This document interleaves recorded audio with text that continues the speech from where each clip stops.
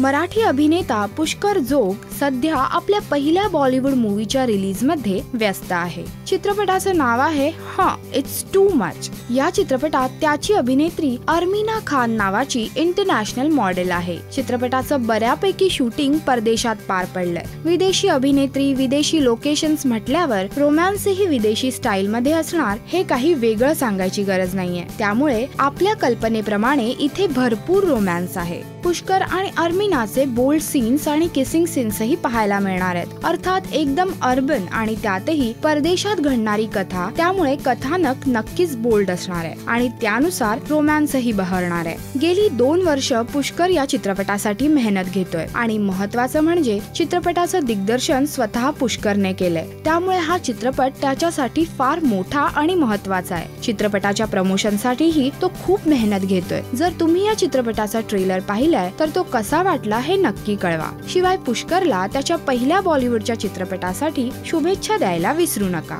राष्ट्रीय मराठी करिता श्वेतांबरा सावंत। नमस्कार, मी श्रिया पेगावकर। प्लीज सबस्क्राइब टू राष्ट्रीय मराठी।